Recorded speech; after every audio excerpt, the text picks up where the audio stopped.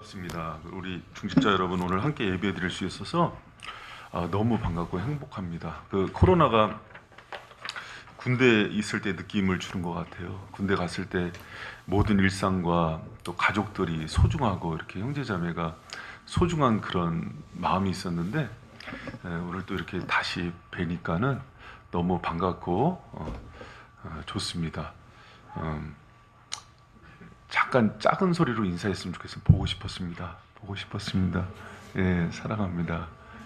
예, 보고 싶었고, 그럼 나머지 어저께 장로님들이랑도 당회를 하는데, 장로님들도 이제 성도들 생각나서 너무 마음이 또 짠하고 눈물이 난다는 얘기를 하는데, 그런 것 같아요. 같이 있으면서 제가 주중에 그 우리 집사님 한 분이 저한테 갑자기 카톡이 와서 무슨 이제 확진자예요, 이렇게. 깜짝 놀랐어요.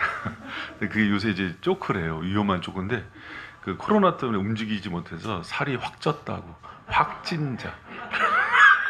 황 집사님이 저한테 가더라고요. 여러분, 저도 이제 그 최근에 보니까는 확 쪘더라고요. 뭐 어떻게 운동도 못 하겠고, 그래서 코로나19 때문에 확진보다 살이 확 찐 걸 조심하시기 바랍니다. 워낙 그냥 요새 그 우울한 분위기라서 또 이렇게 잠깐 조크로 시작합니다. 여러분, 그 히브리어 단어 중에요, 다바르라는 단어가 있는데요. 이 단어가 말씀이란 뜻이에요. 근데 이 말씀이 또 다른 의미로 쓰여요, 유대인들이. 그 다바르는 말씀이란 의미와 함께 사건이란 의미예요. 근데 왜 유대인들이, 언어는 그 민족의 사상과 철학을 반영하잖아요. 왜 유대인들이 다바르를 말씀과 또 사건이란 단어를 같이 쓸까 이렇게 봤더니, 유대인들은 하나님께서 말씀하는 통로를 두 개로 봤어요. 하나가 성경 말씀을 통해서 말씀하시고, 또 하나가 역사와 사건을 통해서 말씀하신다고 그렇게 봐요. 그래서 유대인들의 사고죠. 히스토리는 그의 이야기다. 그래서 역사는 하나님의 이야기로 봐요, 실제로. 그래서 여러분, 이 땅에 일어나는 모든 크고 작은 사건들은요, 그 속에서 그리스도인들이라면은 하나님의 메시지를 볼 줄 아는 힘이 있어야 돼요. 성도는 말씀을 통해서도 하나님의 메시지를 듣지만, 내 주위에 일어나는 크고 작은 사건들을 통해서 하나님의 음성을 듣고 그분의 뜻을 볼 줄 아는 그런 시야가 있어야 돼요. 특히 여러분, 그 코로나19는 지금 우리나라뿐만 아니라 전 세계적인 사건이에요. 인류 역사에 기록될 사건이에요. 제가 볼 때는 교회사에도 기록될 거예요, 아마 이 일이. 근데 이 사건 앞에서 우리가 하나님의 음성에 귀를 기울여야 돼요. 그냥 이 사건을 그대로 떠나보내면 안 됩니다. 그래서 오늘 제가 사실은요, 코로나19 터졌을 때 제가 이제 10계명 강의 멈추고 좀 제 안에 있는 말씀들을 가지고 이렇게 나누고 있는데, 코로나19 터졌을 때 제일 먼저 떠올랐던 말씀이 오늘 그 사실은 그 누가복음 13장이었어요. 누가복음 13장에는 우리가 지금 겪는 코로나19처럼 당시 유대 사회 전역에 공포로 넣었던 두 가지 사건에 대한 이야기예요. 첫 번째 사건이 뭐냐면, 여러분 1절, 13장 1절 한번 읽어보세요. 시작. 그때 마침 두어 사람이 와서 빌라도가 어떤 갈릴리 사람의 피를 저희의 제물에 섞은 일로 예수께 고하니, 1절에 보니까 빌라도가 갈릴리 사람의 피를 저희의 제물에 섞은 일로 고했다는 거예요. 무슨 얘기냐면은, 그 당시 그 이스라엘이 로마의 그 식민지였잖아요. 근데 반로마적인 그 가장 저항이 심했던 지역이 갈릴리였어요. 그래서 그쪽을 통치하던 빌라도가 가끔 무력 저항을 하는 사람들을 때로는 본보기로 삼아서 죽이거나 십자가에 못 박거나 그런 일은 있었어요. 그런데 여기서 보니까는 그렇게 죽인 걸 넘어서서 사람들의 피를 이방인들 제사하는데 제물로 썼다는 거예요. 그러니까 충격적인 일이죠. 여러분, 이거는 그때 사회에 정말 충격으로 다가왔어요. 뭐 코로나19보다도 더 큰 충격일 수 있어요. 우리 동족을 죽인 거예요. 핍박을 해도 그런 일들은 정치적인 탄압을 할 수 있는데, 죽였을 뿐만 아니라 그 피를 가지고 제물을 드린 거예요. 마음에 안 와닿죠? 이렇게 생각하면 돼요. 동네 유명한 무당이 돼지머리 대신 그리스도인을 잡아서 돼지 머리를 대신해서 제사를 드린 거예요. 얼마나 충격이었겠습니까? 그것 때문에 막 사람들이 막 공포도 빠지고 두려움에 빠졌어요. 근데 또 한 사건이 있어요. 실로암 망대가 무너진 사건이에요. 4절 같이 한번 읽어봅니다. 시작. 또 실로암에서 망대가 무너져 치어 죽은 18사람이 예루살렘에 거한 모든 사람보다 죄가 더 있는 줄 아느냐. 또 한 사건이 있었는데 뭐냐면 망대는 굉장히 큰 거예요. 견고한 저희 건축물인데 그게 어느 날 무너져서 그 주위에 있는 18명 사람이 직사한 거예요. 뭐 삼통백화점 무너졌다고 생각하면 돼요. 근데 이런 사건들 속에서 그때 당시에 가장 큰 사건 두 가지예요. 충격과 두려움에 빠졌던. 근데 이 사건이 일어난 것도 충격인데 사실은 그때 당시에 유대인들이 이 문제를 어떻게 해석하고 있는지가 문제예요. 두 사건에 대한 유대인들의 해석은 뭐냐면은 그들이 다른 사람들보다 더 많은 죄를 지었기 때문에 받은 심판으로 해석을 해요. 유대인들은요, 그러니까 그 욥의 친구들이 욥한테 와서 그러잖아요. 얘기할 때 인과응보적인 사상으로 네가 뭐 하나님 앞에서 잘못했으니까 이 일 일어난 거야 이렇게 얘기하듯이 똑같이 얘기하는 거예요. 근데 이 일에 대해서 여러분 지금도 마찬가지예요. 코로나19를 우리가 대할 때요,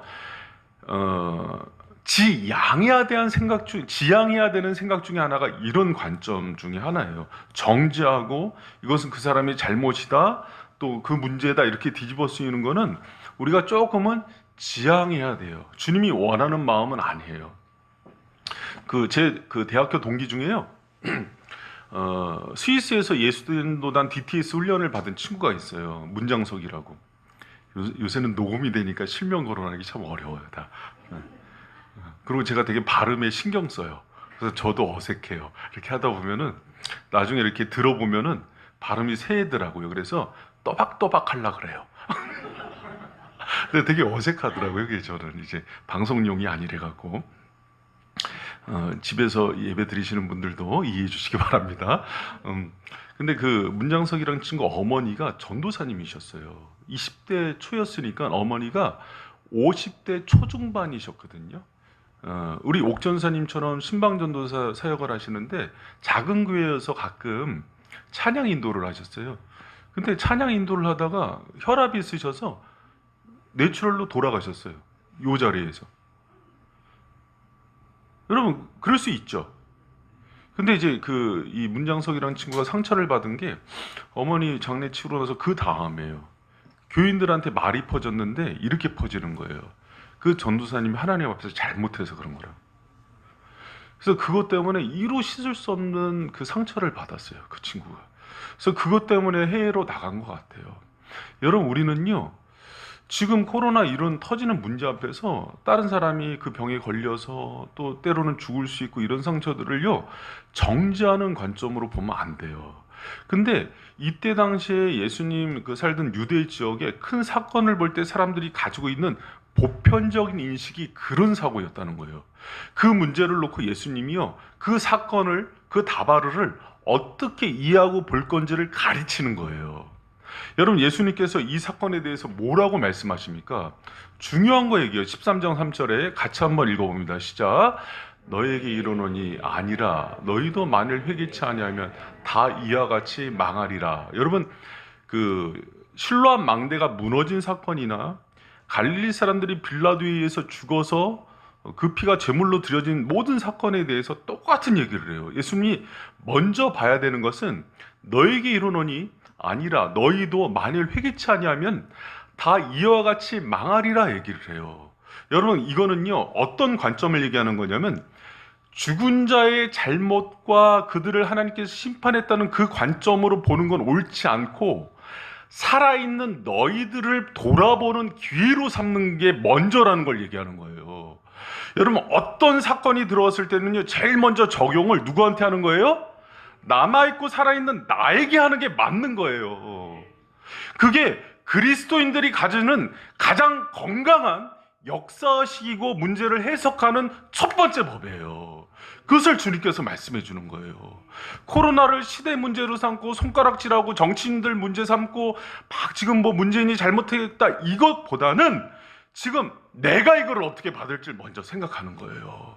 여러분 역사학자들은요 이렇게 얘기해요. 실제로 실로암 망대가 무너지지 않는데 무너진 거는 부실공사였다는 거예요. 오늘날처럼 중간에 누군가가 자재를 안 쓰고 돈을 빼돌려서 착복을 한 거고, 그것에 대해서 무너졌기 때문에 살아있는 놈 중에 회개할 놈이 있으면 회개하라는 것까지도 해석을 해요. 또 그 빌라도에게 죽은 사람들에 대해서는 이렇게 얘기합니다. 당시에요 메시아 하나님 나라에서 잘못 이해하는 진로당, 열심당들이 있어요. 이 사람들은 하나님 나라를 위해서 무력 폭력으로 해서 정권을 차지해야 된다는 거예요. 그래서 이런 정치인들이 선동을 해서 하나님 백성들을요 계속 그렇게 무력 시위를 하게 만드는 거예요. 지금도 광화문에 가면 있잖아요. 막 그리스도인들 선동해갖고, 그래서 감옥 가고 그게 마치 은이 당하는 핍박처럼 얘기하잖아요.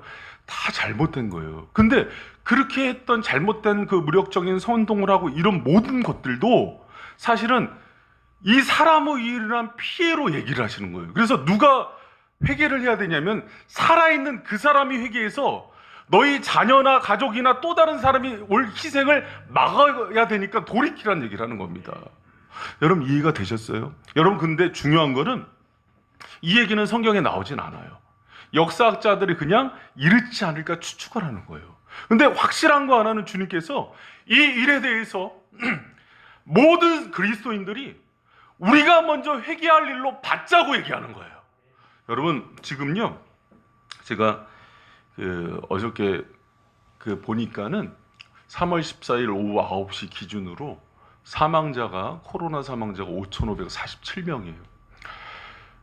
우리나라에서 돌아가신 분들이 74명 이렇게 돼 있어요. 여러분 지금 계속 늘어나요. 그러면 이렇게 생각해 봅시다. 전 세계에서 코로나 걸리는 것도 가슴 아픈 일인데 그래서 5,000명이 사망했어요. 누구 문제냐 이르기 전에요 이렇게 받는 거예요. 이 문제 앞에서, 이 사건 앞에서 우리가 지금 돌이키고 회개할 일들이 무엇일까를 생각해야 된다는 거예요. 살아남은 자들이. 그러면 이 전 세계적으로 또 교회적으로 가정적으로 개인적으로 우리가 이때 이 기회를 예수님이 말씀하신 것처럼 회개하고 돌이키는 기회로 삼는 게 가장 지혜로운 성도임을 믿는 저와 여러분 되시길 축원합니다. 여러분 대부분의 한국 사람들은요 자기 문제가 아니면 관심이 별로 없대요. 그래서 그냥 지나가기만을 바란대요. 여러분 그거는 성숙한 그리스도인들의 시야는 아니에요. 여러분 이때일수록 더 주님께서 원하는 이 역사적 사건 앞에서 어떻게 반응하고 생각하고 우리가 고치고 돌이켜야 되는 것이 무엇인지를 생각하고 그렇게 반응하는 저와 여러분 되시길 축원합니다. 그렇다면 현재 이 재난 가운데 우리가 얻어야 될 깨달음이 무엇인가, 어떤 경고를 받아야 되고 어떻게 돌이키고 회개해야 되는지를 제가 좀 구체적으로 적용했어요. 세 가지 관점에서 찾아볼 텐데, 첫째로 이 사건은 지금 온 세상을 향한 경고라고 생각이 돼요. 온 세상을 향한 경고로 생각이 됩니다. 여러분 내셔널 지오그래픽이라고 가끔 나오는 그 다큐멘터리인데 재밌어요. 여기 보면은 인류 멸망의 시나리오가 나와요. 6가지가. 첫 번째로 뽑는 게요, 사람들이 이렇게 전쟁의 도구로 쓰려고 지금 북한하고 중국에서도 하고 있죠. 합성 바이러스가 첫 번째로 뽑습니다. 항상 세균 문제가. 두 번째가 AI, 인공지능의 사람의 통제를 벗어난 인공지능 때문에 멸망할 걸 얘기하고요. 세 번째가 핵전쟁 뽑아요. 그리고 네 번째가 환경 문제. 사람이 환경을 또 이 땅을 잘 다스리지 못해서 그 환경으로 인해서 지구 온난화가 일어나는 걸 얘기합니다. 여러분 그리고 인공 블랙홀 문제. 그리고 6번째가 변종 바이러스인데요. 코로나19는 그냥 변종 바이러스로 얘기해요. 근데 설왕설래는 있어요. 1번일 수도 있다, 6번일 수도 있다고 얘기해요. 그러나 여러분 한 가지 확실한 건 있어요. 뭐냐면 앞으로 일어나는 지구 온난화의 문제는 지금 변종 바이러스의 10배의 재앙이 온대요. 그러면 이거는 누가 관리를 해야 되는 거예요? 우리가 관리를 해야 되는 거예요. 근데 이 6가지의 공통점이 있답니다. 그게 뭐냐면 하나님의 창조 질서를 깨트리고 과학 문명을 가지고 하지 말아야 하는 일들을 조물주에게 도전하는 일들이에요. 대부분.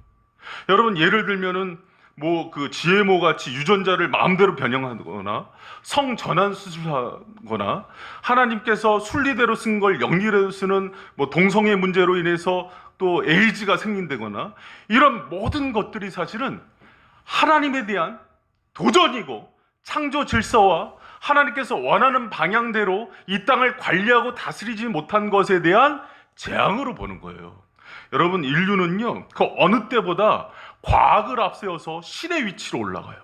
근데 중요한 것은 그 유한성을 잃어버리고 스스로 조물주 위치까지 올라가는 게 있어요. 그때 하나님께서 코로나 세균을 슬쩍 풀어놓는 거예요. 그리고 묻는 거예요. 내가 휘바람을 불면은, 바람을 불면 이 땅이 어떻게 되는지를 보여주는 거예요. 여러분, 우리는요, 우리 위치를 찾고 겸손해야 돼요. 고대 바벨탑을 지어서 하나님께 도전했던 인간들이 하나님께 심판을 받았던 것처럼 인류는 다시 하나님께 겸손히 무릎을 꿇어야 됩니다. 여러분, 그런 기회가 되기를 축원합니다. 여러분, 그리고 이 문제는요, 또 교회를 향한 견고와 회개로 받아야 돼요. 여러분, 그 코로나19 사태요, 교회의 바이러스처럼 침투해서 한국 교회를 어렵게 만든 신천지에 대한 심판이다 얘기를 해요. 맞는 말이에요. 어느 부분 자명한 사실이에요. 젊은 20, 30대 청년들 30만 명이나 되는 숫자들을요, 현혹시키고 그들의 청춘과 젊음을 다 빼앗아 갔어요. 그런데 아무리 생각해도 저는 신천지한테만 뒤집어 씌우면 안 된다고 생각해요. 이 문제는 한국 교회의 문제예요. 신천지가 기생할 수 있는 숙주를 만든 거는요, 교회예요. 여러분, 아십니까? 신천지의 대부분의 신도들은 크리스찬이라는 거? 교회에 있는 성도들이요, 90%예요. 이 교회에 딱 나갔는데 신천지 전도 전략이 기성교회 두 가지를 공격한다는 거예요. 첫 번째가 뭐냐면 윤리 문제예요. 특히 목회자들 윤리 문제. 두 번째가 말씀 문제예요. 교회가 이 두 가지를 정확히 봤어요. 저는 신천지 바라보면서 고마워하는 부분, 고맙다고 얘기해야 되는 부분이에요. 왜? 우리의 부족함을 알려줬어요. 어느 교회가 말씀을 담임 목사한테 물어볼 수 있는 교회가 어디 있어요? 설교한 거 물어보면은요, 혼나요. 권위에 도전한다고. 무슨 자기도 잘못할 수도 있고 부정한 거 얘기해 줄 수 있고 이건 이렇게 해석한 거 얘기할 수 있는데 설교 갖고 따지고 비판하면 믿음 없는 게 돼버리죠. 목마르고 궁금한데. 그리고 말씀 해석에 대한 기본과 근거가 없으니까는 자꾸 엉뚱한 얘기하게 되고 본문 읽어놓고 삼천포로 빠지고 성도들이 목이 마른 거예요. 그래서 신천지 간 성도들은요, 다 교회 중직자입니다. 열심히 한 사람들. 장로님도 많고 권사님도 많고 사모님도 계시고. 왜 그래요? 교회에서 해갈이 안 되는 거예요. 진리의 생수가 강대상에서 날마다 선포돼야 되는데 목회자들이 연구를 안 하는 거예요. 말라버린 거예요. 여기저기 교회에서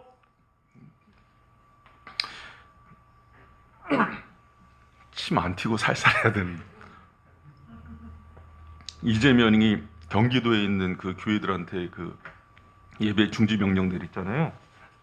도와줘야 돼요. 근데 이제 공권력으로 이렇게 강하게 압박하면은 안 되죠. 그런 이제 넘어선 거고 4만 교회가 넘더라고요. 굉장한 숫자입니다. 4만 교회 중에서도 10%만 제대로 복음을 전해도요, 신천지에 넘어가지 않아요. 근데 그 잘못된 교회에 빠지는 거예요. 그리고 그렇게 방치가 한 게 교회의 책임을 우리는 알고 회개해야 돼요.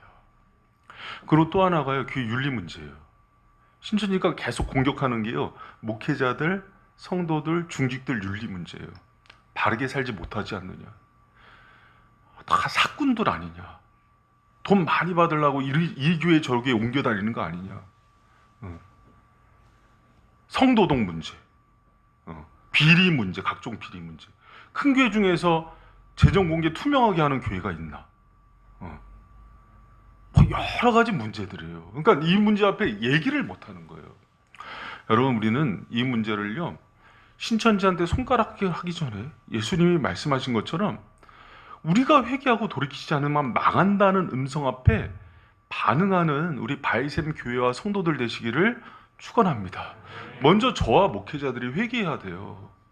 이 시대의 성도들이 마실 물이 없어서 여기저기 찾게 한 그 해갈에 대해서 책임을 져야 되는 거예요. 그리고 여러분 목회자들은요, 일반 청렴 결백한 고위공직자보다 훨씬 청렴해야 돼요. 요새 목회자들 하는 얘기 중에 제일 꼴보기 싫고 듣기 싫은 이 얘기가 뭐냐면, 우리도 인간인데 그런 얘기 하면 안 돼요. 이미 목회하기 전에요, 십자가에 못 박고 죽고 나오는 거예요. 여러분, 제가 20대 때 사명 받고 그 길을 가려고 할 때 제일 먼저 생각난 게 그거였어요.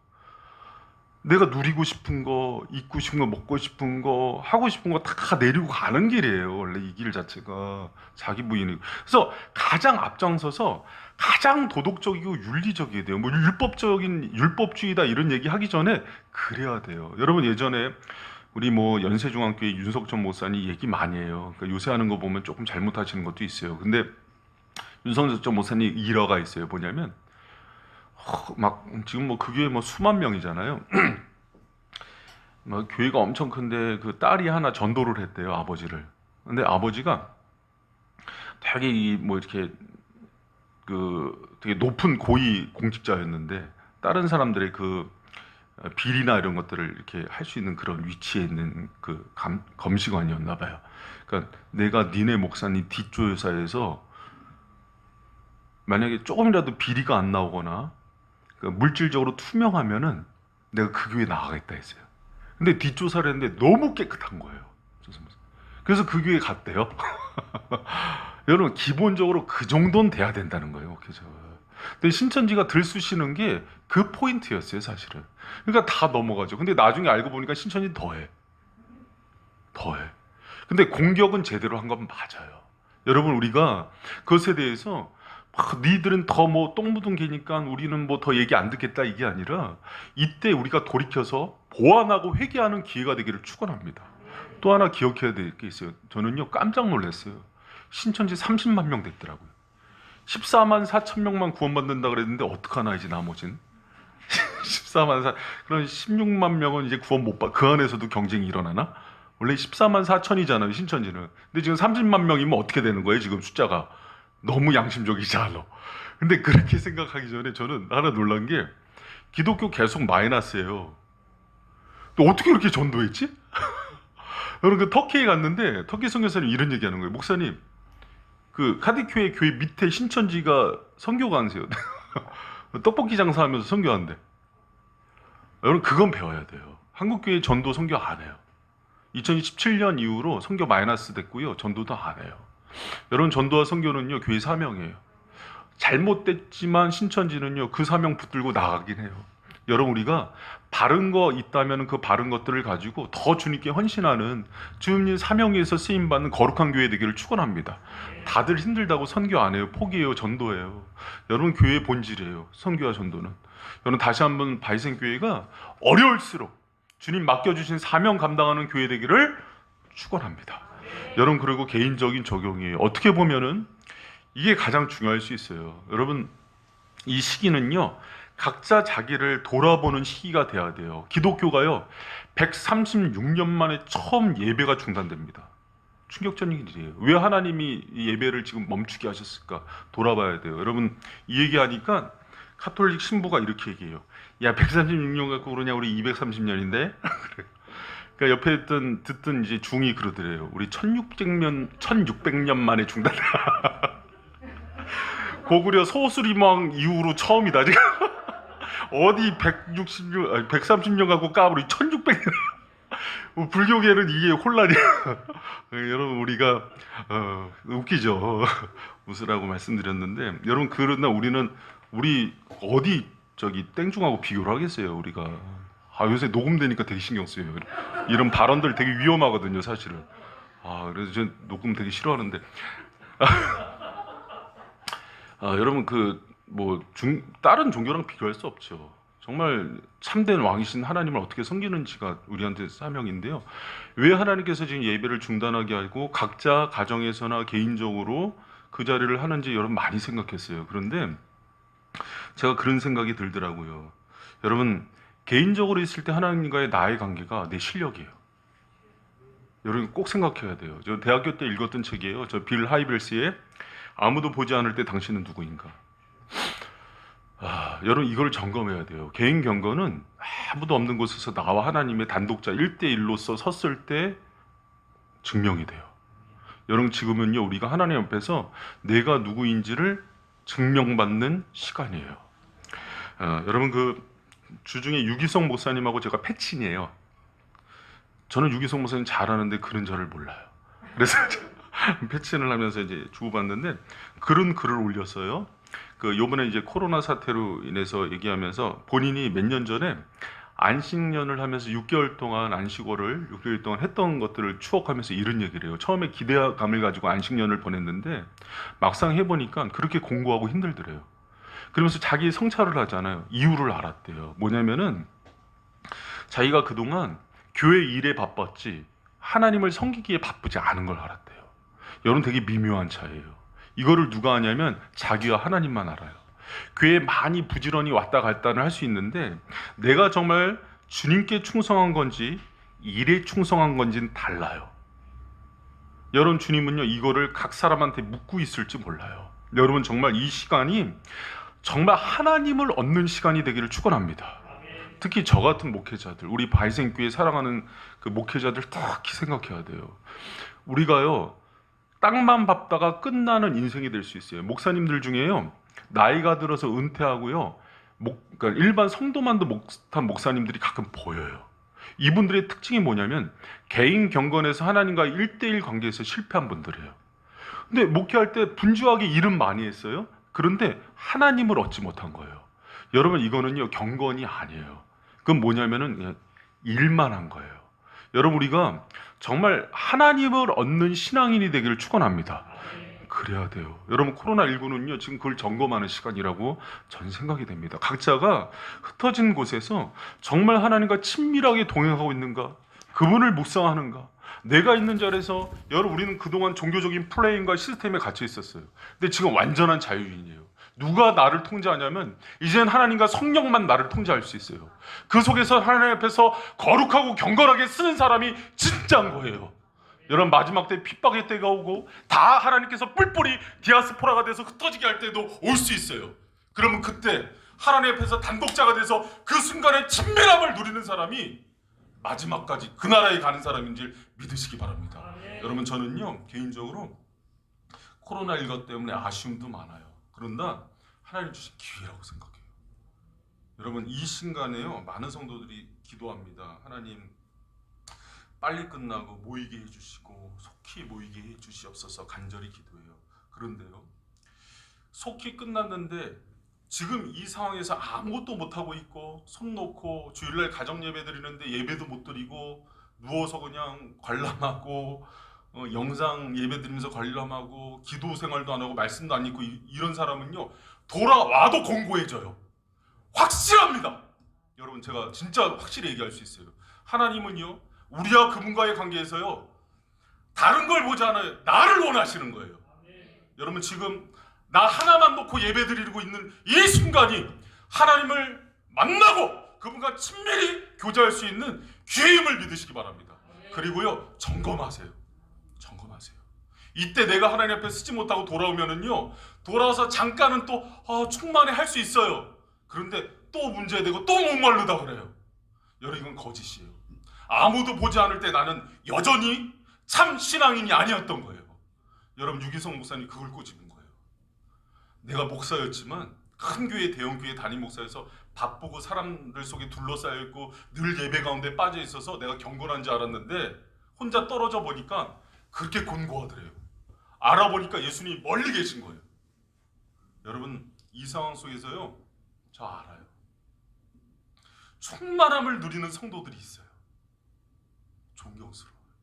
성도인데 기도의 끈을 놓지 않고 주님과 늘 교제하고 말씀을 보고 여러분 그분은요 종말이라도 주님께 예배하는 그 자리에 와요. 여러분 저는 지금이요 진짜 알곡과 가라지 낳는 대로 봅니다. 하나님이요 다 터는 거예요. 알곡들은요 핍박의 시간이 10년, 20년, 100년이 가도 남아있어요. 왜? 하나님과의 개인관계를 확실히 하기 때문에. 근데요, 핍박이나 환란이나 이런 어려움이 오면요, 가라지들은 다 날아가요. 여러분, 바이센교회는요, 이 시기 때 다 남는 알곡 신자들 되시기를 축원합니다. 여러분, 코로나19가 끝난과 함께 일상으로 복귀해야 됩니다. 그런데 가장 불행한 사람은요, 이 고난을 통과했는데 어떤 메시지도 받지 못한 사람이에요. 어떤 메시지도 받지 못하고 그냥 또 와서 앉아있는 사람이에요. 여러분, 주님은요, 앞에서도 얘기했지만 말씀으로도 말씀하시지만 이 사건 앞에서 우리가 경성하고 깨어있기를 원하십니다. 이 문제 앞에서 이 세상을 다시 돌아보시고 교회를 돌아보고 가정을 돌아보고 여러분 각자의 개인 영성을 하나님 앞에서 친밀히 세우고 동행하는 복된 성도들 되시기를 축원합니다. 할렐루야. 여러분, 그런 성도가 됐으면 좋겠어요. 그랬을 때 여러분 다 이렇게 나중에 돌아올 때 모든 과거의 죄악들 다 털어버리고, 우리 지금 금식하잖아요. 하나님 앞에서 정말 우리가 회개하고 돌이켜야 되는 것들 다 던져버리고 한층 더 성장해서 오는 거예요. 여러분, 그래서 기대가 돼요. 기대가 돼요. 여러분, 우리 바이센 성도들이 그런 깨달음 가운데 성장하는 복된 성도들이 축복합니다. 우리 같이 찬